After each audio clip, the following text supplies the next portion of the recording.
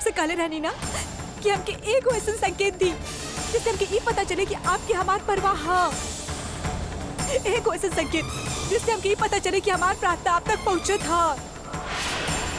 सब सच बता दे रही आप हमके कि आप हमारे साथ ना हैं। अकेले हो गए नहीं हम बिल्कुल। धन्यवाद, बहुत बहुत धन्यवाद हमके ये बतावे खातिर कि हम बिल्कुल अकेला हैं। आप हमारे साथ छोड़ देनी ना। अब ये आए हमारे पास हमारे सवाल के जवाब देवे। ये आए हमारे पास कौन जवाब दी हमारे सवालों के। अकेले पड़ गए नहीं हम, बिल्कुल अकेले।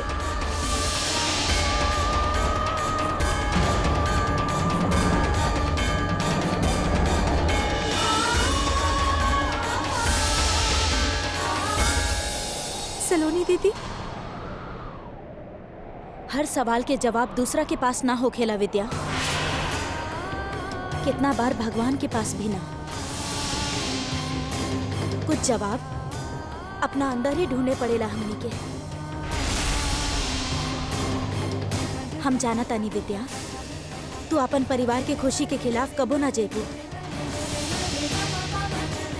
पर आज सही और गलत के जब ही दौराहा पर तोहरा के लग रहल बा कि भगवान भी तोहार साथ छोड़ देले, तो तोहार अपन आत्मबल ही तोहार काम आई। अपन दिल से पूछा विद्या, उहे तोहरा के हर जवाब दी। और दिल जे कहे उहे करिहा। जौन तरह अपन दिल के सुन के तू सागर से शादी कैलू,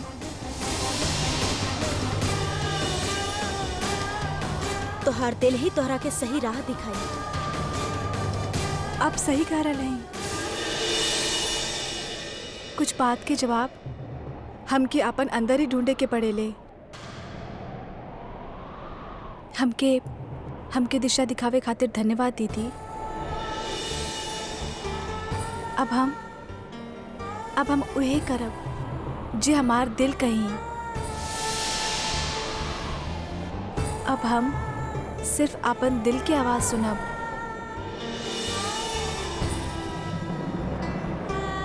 चल तानी।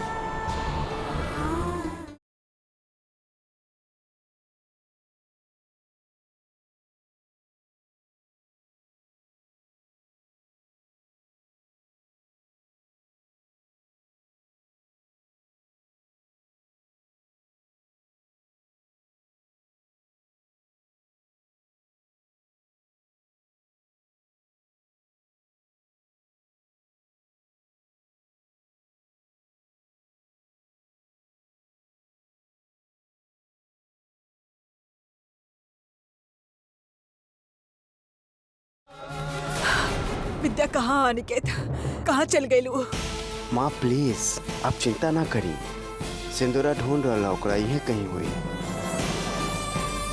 अनिकेत, हम पूरा घर में देख लेनी, विद्या के कहीं कोनो पता नहीं खे।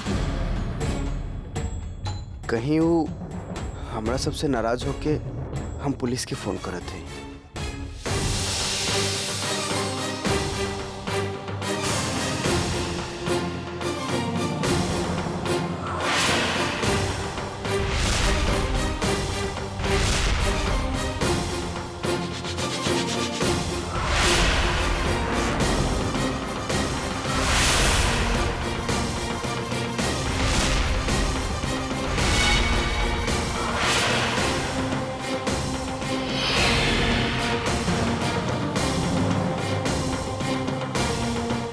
तू कहाँ रहलू बेटा?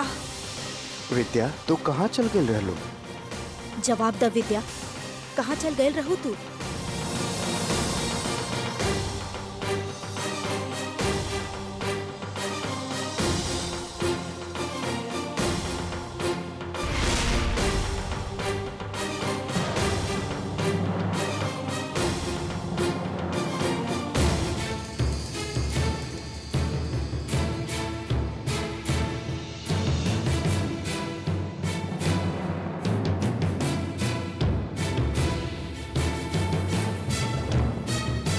अपन अनशन तोड़ दी माँ। हमके आपके हर शर्त मंजूर है। हम इस शादी खातिर तैयार हैं।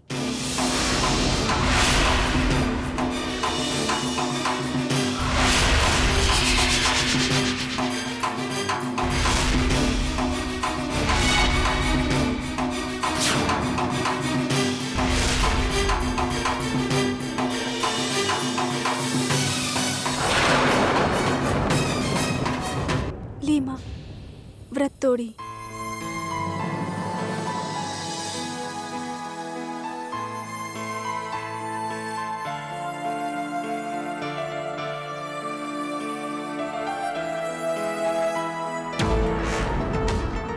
तू बिल्कुल सही फैसला कैले बाड़ू विद्या।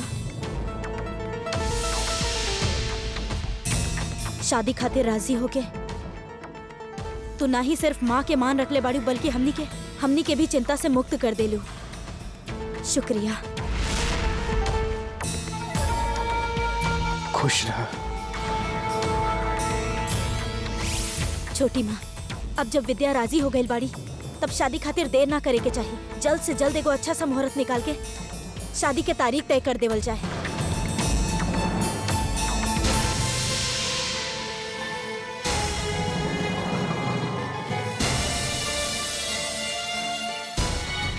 हर्ष उस्तादी हो का रहल बा यहाँ। घटना जौन बा इतना तेजी से घटत बा, कुछ समझ में नहीं किया आवत कि केकरा साथ बा और केकरा तरफ जा रहल बा। विद्या के शादी हो जाए से केकरा के फायदा होई और केकरा नुकसान, ई जमा घटाओ तो बाबू बैठ के समझे के ही पड़ी।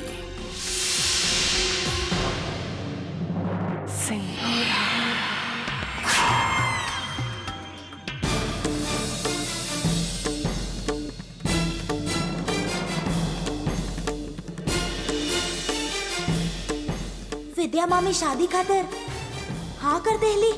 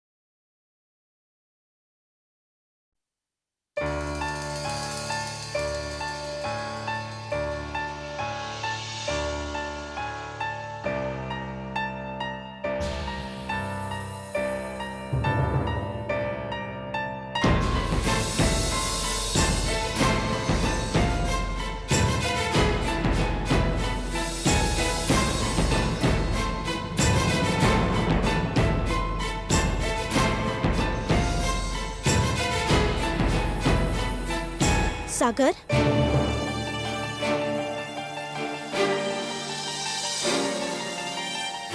अब तोहार तबीयत कैसन बा?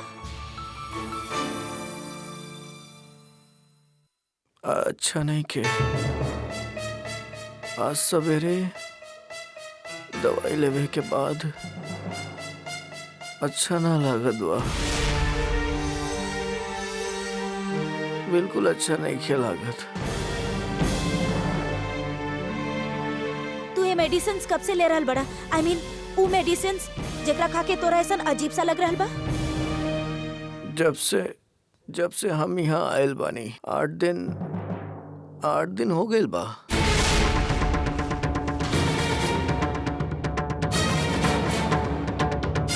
सागर,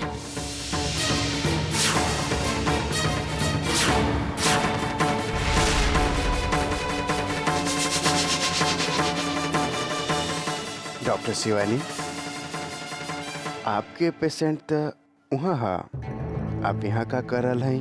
अब एक्चुअली हम ओकरे पास जात रहली, लेकिन हम सोचनी सागर के हेलो बोलत चली।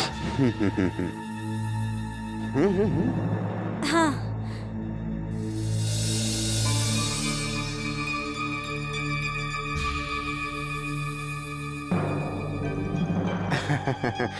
ले जाएगा।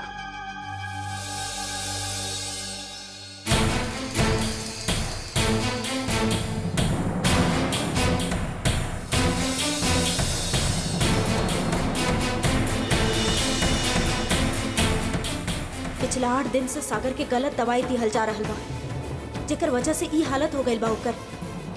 अगर ओकरा इहे दवाई दिहल जात रहे तो ओकर बाद तो शायद वो कबो भी ठीक ना हो पाई। कहीं ओकरा के ई मेडिसिन जानबूझ के था, चाहे जौन भी होके। अगर सागर के हालत के और बिगड़े से बचावे के बाद तो हमरा के जल्दी ही कुछ करे के पड़ी। हाँ, आज रात के ही। इतना जल्दी पंडित जी? जी हाँ ठाकुराइन जी, ऐसा मुहूर्त तब फिर 6 महीना तक दोबारा ना मिली। छोटी माँ, जब 2 दिन बाद इतना अच्छा मुहूर्त निकल रहा बा तो देर कोना बात के। वैसे भी हमनी तो शादी सिंपल तरीका से ही करे वाला बानी, तो फिर ओकर तैयारी खातिर 2 दिन काफी बा छोटी माँ।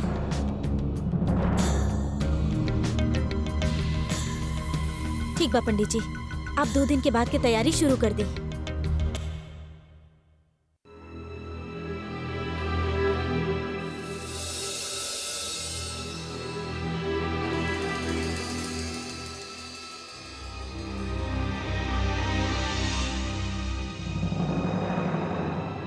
विद्या बेटा, पंडित जी 2 दिन के बाद के मुहूर्त निकाल ले हैं,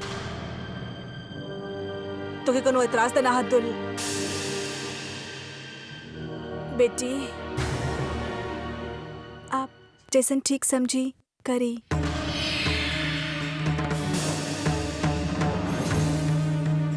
हमके मंजूर होई।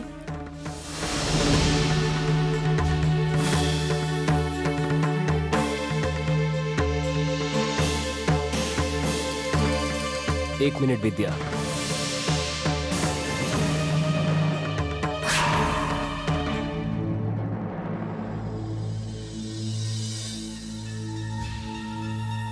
आंटी, जीजू, ये आप सबकी बड़प्पन है कि आप सब हमेशा हमके ई घर के सदस्य रखनी। मगर अब जब हम अपन जिंदगी में इतना बड़ कदम उठावे जा रहे हैं, अपन घर बसावे जा रहे हैं, तो हम चाहते हैं कि शादी के बाद हम और विद्या साथ रहें। हम विद्या के लेकर अपन शहर जाकर रह के चाहते हैं।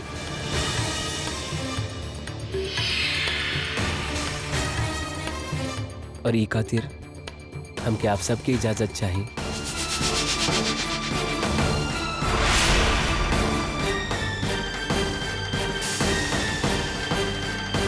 लेकिन इतना भी का जल्दी हा?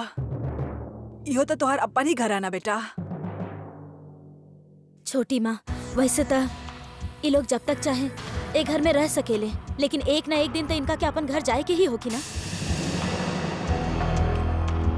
हाँ नानी के हम का कह सकत हैं, हमार राय तो हमेशा तुषारा विद्या के साथ है।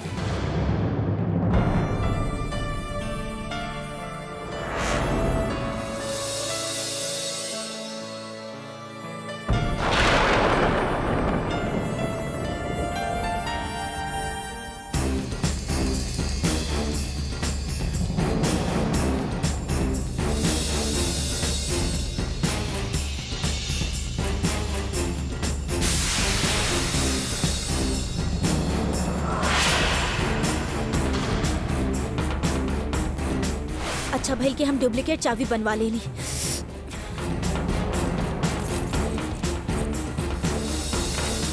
हाँ हाँ, हमके मालूम है, हम घर पहुंच ही रहे हैं। हाँ हाँ, ओके।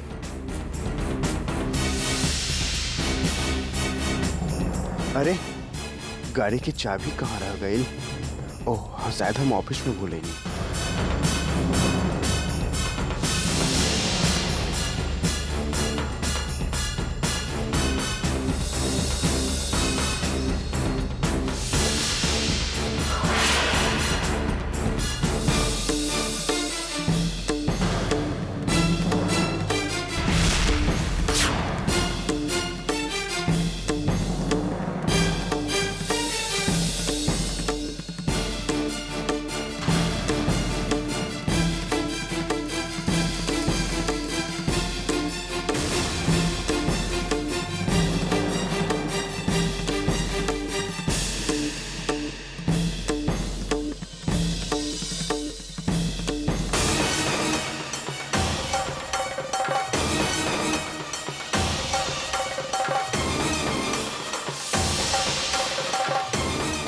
सागर प्रताप,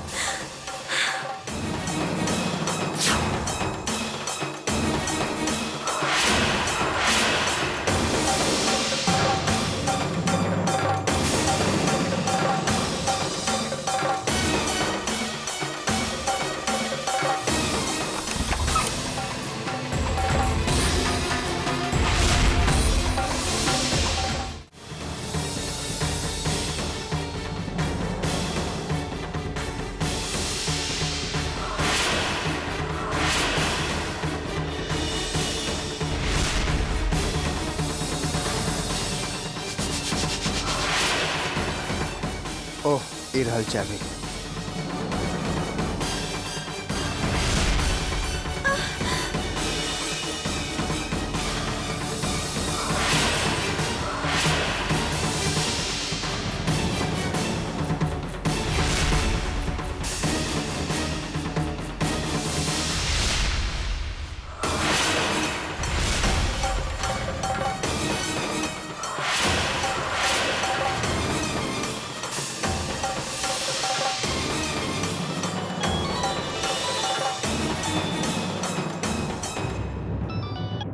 मालूम है हमके, हमार हाल है, बस अभी अस्पताल छोड़े रहल है। हाँ ठीक है, आ रहा है।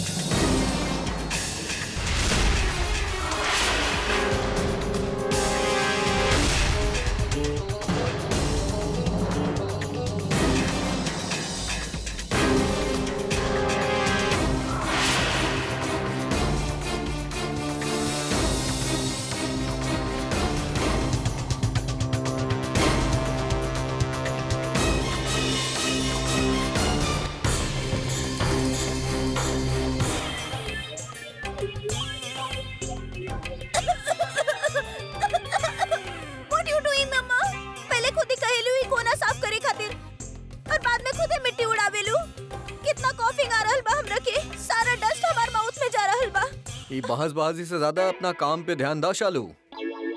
सारा घर एकदम साफ होके के चाहिए।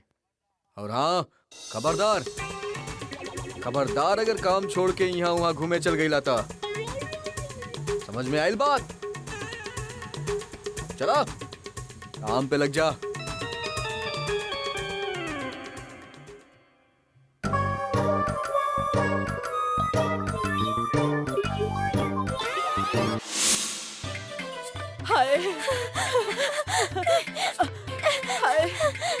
हमरा के यकीन ना आ रहल बा कि कबो हमी सोफा पे बैठ के भजिया खात सुस्तावत करत रहनी। मम्मा, हम यही कुर्सी पर बैठ के कोल्ड ड्रिंक का करत रहनी। तरह की याद बा, मजा आवत रहल। सालू सालू सालू, और ही लजीज खाना खात रहनी सालू। हेमा, शालू, अरे दीदी, अब हम का बताई कितना तड़पत रहनी हमनी दोनों माई बेटी आपके और विद्या के देखे खातिर। हाँ ताई जी, आपके नहीं के पता हमनी दोनों की वजह से ट्रबल्स चारों ओर से सर्कल कर देले बा। हाँ दीदी, अगर आप और विद्या हमनी दोनों के घर में देखती ना तो तुरंत वापस ले आती। पता बा विद्या अब हमनी के घर से जाए ना दी। विद्या के भले ही चीनू और सालू के परवाह ना होके अगे अपन चाची के वो दुखी ना देख सकेले। बताई ना भाभी, कहाँ भी है विद्या? हिमा, विद्या तक खुद ही घर से पराया होके वाला हा कुछ ही दिन में। फिर तोके और हमके कैसे रख सकेली घर में? पर दीदी विद्या कहाँ जा रहल बाड़ी? उता ससुराल जा रहल हा ना, ओकर शादी हो रहल हा तुषार के साथ। हैं?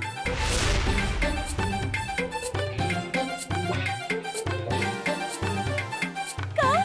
विद्या की शादी तुषार जी के साथ? हाँ शालू, और फिर शादी के बाद हम बनारस चल जाए और तोके भी अपन घर जाए के पड़ी।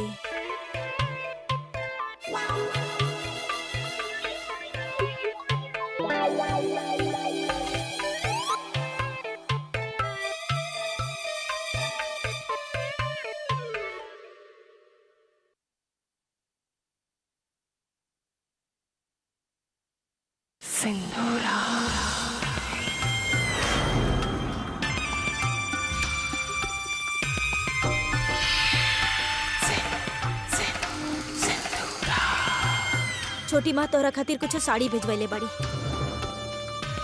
तू तैयार बाड़ू ना विद्या?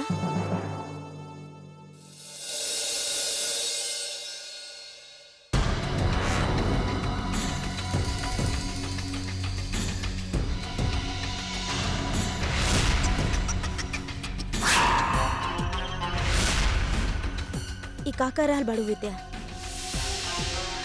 अब सागर के नाम के सिंदूर के कोनो जगह नहीं खे तोहार मांग में। तुषार के अच्छा ना लगे।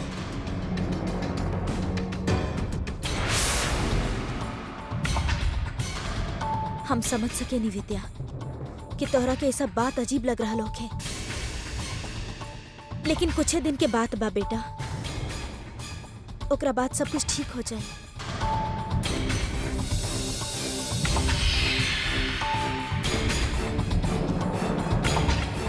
दीदी,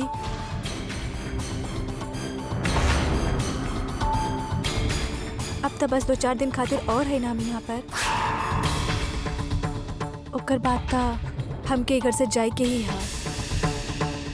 मगर जितना भी दिन हम यहाँ हैं, हम बस इतना सा चाहते हैं कि आप हमके ऊ करे दी जे हम ई घर में अपन पहला कदम रखे से आज तक हमेशा कहनी। हम कुछ समझनी ना विद्या।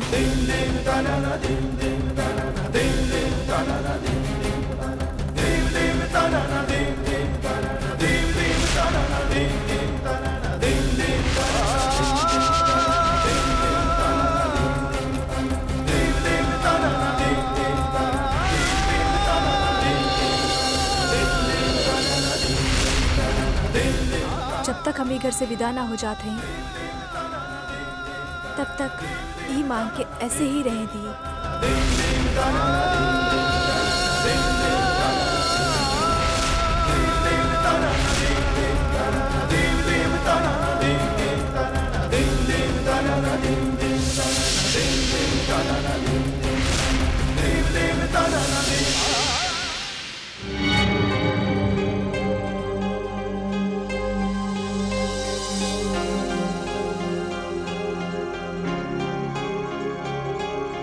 हर्ष, हर्ष, हर्ष, का बात बा? आप ठीक तो बानी ना? हर्ष, हमरा के बताई, आप कुछ सोच रहल बानी? का सोच का सकेल? हम यहाँ पे बैठे बैठे अपन कम अकली पे विचार कर रहल बानी। कैसे जलवा दिखाए जा रहल बाड़ी विद्या हमनी सबके। बस 2-3 दिन में वो तुषार के साथ शादी करके चल जाई, हाँ? और जाहिर से बात बा के सारा जायदाद भी साथ ले जाई। और हमने के हाथ में बची का ठेंगा, हैं? ठेंगा चंद्रमुखी। ई तो हम सोचले ही ना रही हर्ष। और यह बात कि हमके सबसे ज्यादा चिंता बा चंद्रमुखी, और चिंता ही भी बा कि केहू ई विषय में सोचा थी नहीं की। अगर अब भी हमने कुछ ना कही नहीं, ऐसा ना हुई कि चिड़िया ताना चुपके चल गई। ऐसा हुई कि चिड़िया सारा के सारा खेत चुपके फुर हो गई और हमनी सब अपन हाथ मलत रह जाए चंद्रमुखी। हमनी सब।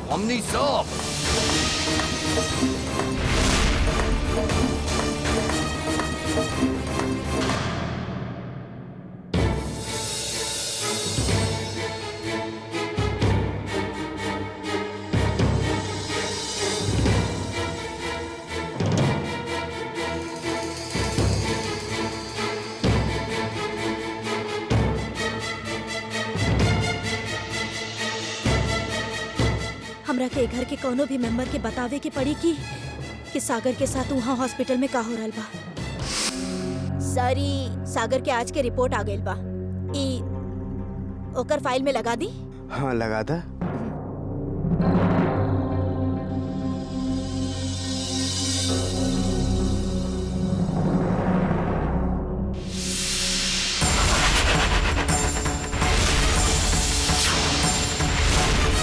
डॉक्टर सुदर्शन, का भइल? ई सागर के फाइल में से सारा रिपोर्ट्स गायब बा। What? Oh my God! ये सारा पेपर गई कहाँ?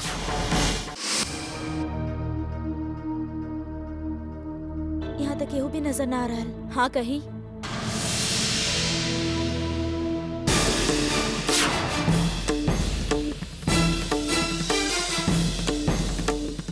आप हॉस्पिटल से आयल बाड़ी ना? हाँ।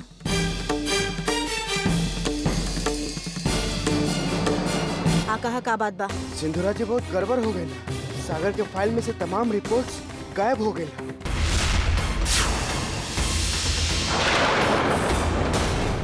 का? हाँ। ऐसे कैसे हो गई? तो हेलो हेलो हेलो। ये बैटरी के भी अभी डेड होवे के रहे।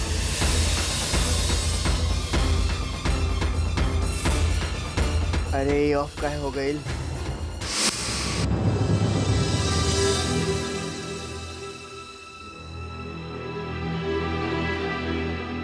दीदी, हम विद्या मामी के लेके आवतानी। वो मिस्टर हुसैन के यानी सागर के बारे में जाने चाहिए।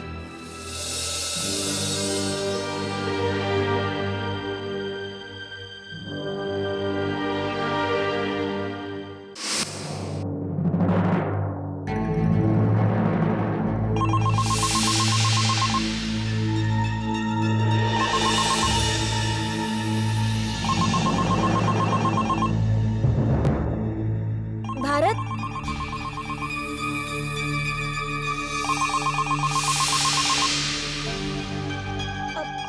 भारत तो यहाँ नहीं थे। हम ही कह देतानी कि बाद में फोन करिए।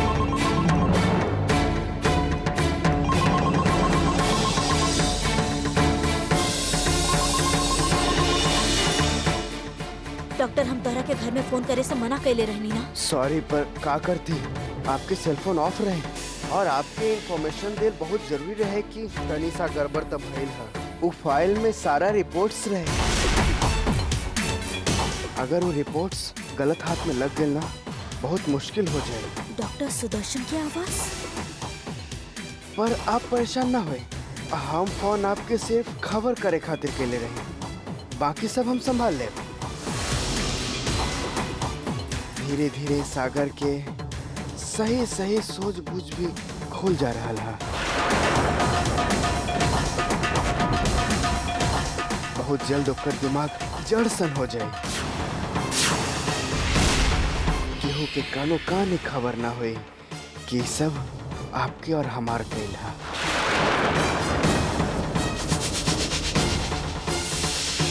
आप फिक्र ना करिए, आप जे हमके काम सौंपले रहे ना, वो पूरा हो जाए।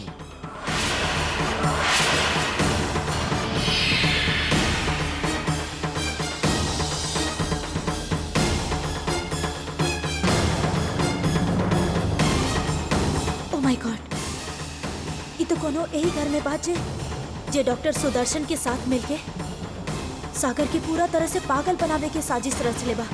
बाकी वो के बा?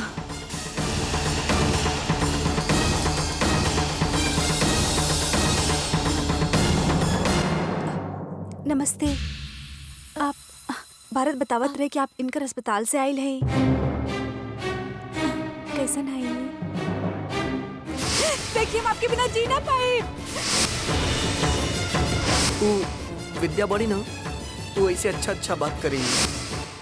विद्या,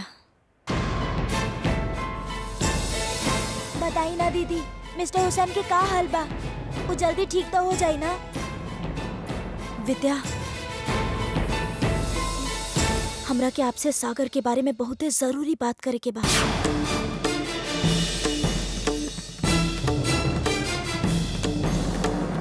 नानी,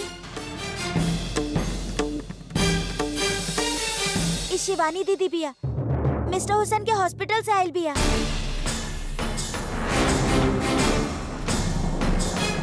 अभी सब लोगन के सामने हम कैसे बता सकेनी? इनकरा में से ही केहू एक बा जिस सागर के पागल बनावे खातिर साजिश रच ले बा। हमरा के नहीं के पता वो के बा। हे भगवान, अब का करी हम? और हमने के मिस्टर हुसैन के बारे में जरूरी बात बतावे आयल बाड़ी।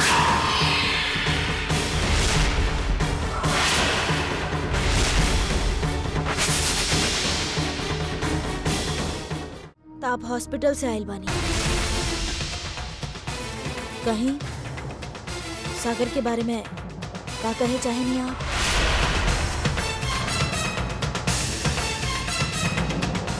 ना ना, हम कुछ बतावे ना आयल रहनी।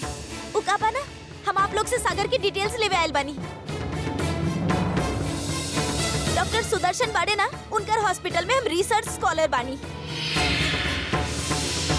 तो हम सोचनी कि सारा पेशेंट्स के घर जाके उनकर डिटेल्स इकट्ठा कर ली। अब अच्छा, अब हम चलता नहीं। हम आपके दरवाजा तक छोड़ देता नहीं। अब चली।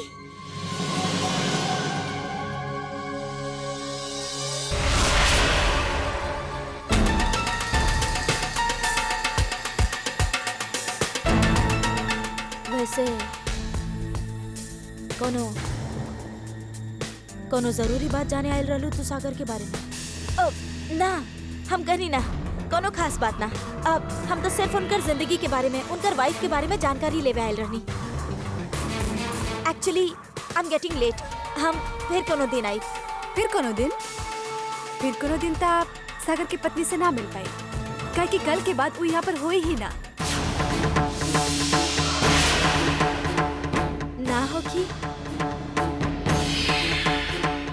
ना होगी मतलब कल उनकर शादी है।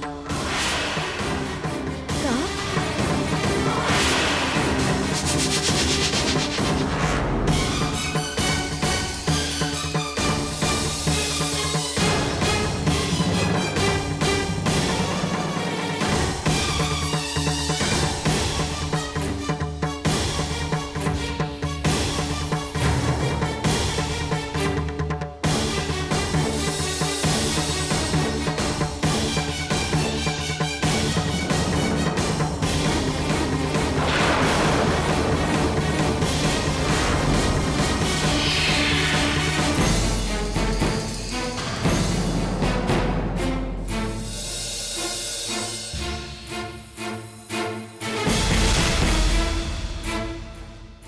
दीदी देखिए, अगर मिस्टर हुसैन के बारे में कोनो भी ऐसा वैसन बात बा जो आप जाने नहीं, तो हमरा के बताई। प्लीज हमरा के बताई। मिस्टर हुसैन हमरा के सब कुछ बतावत रहे, सब कुछ। बल्कि हमरा के इहो पता बा वो जानबूझ के सबके साथ लड़े के और चीखे चिल्लावे के नाटक कैलस, ताकि सब लोग ये समझे कि ओकर हालत बिगड़ रहल बा और ओकरा के हॉस्पिटल भेज दिया जाए।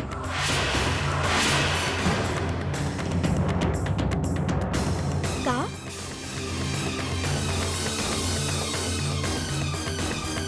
सागर ये सब नाटक कैलस?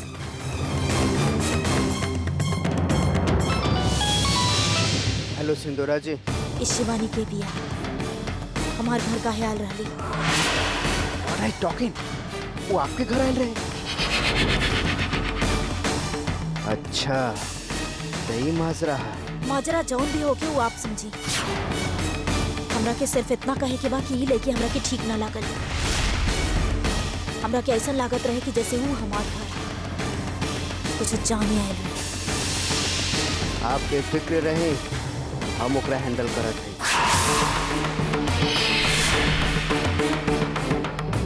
सागर अपना प्यार खातिर इतना बड़ा बलिदान देलस।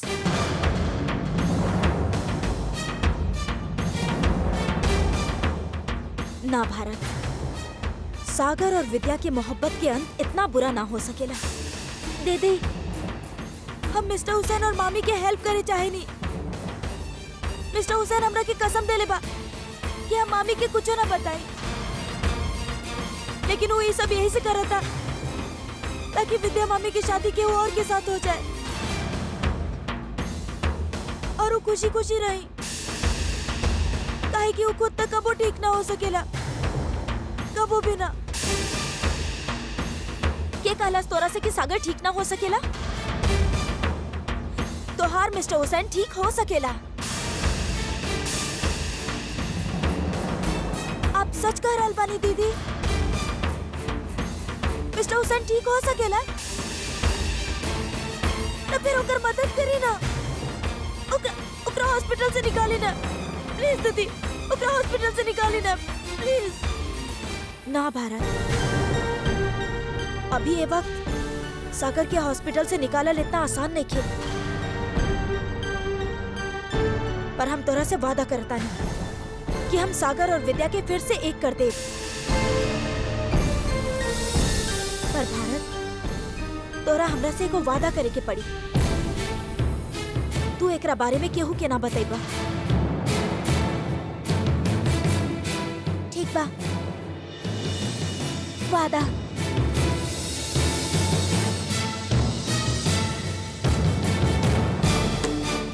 अब से हमरा के बहुत मुश्किल जंग लड़े के पड़ी, डॉक्टर सुदर्शन और वो अजनबी दुश्मन के साथ, जे यही घर के चार दीवारी के अंदर बा।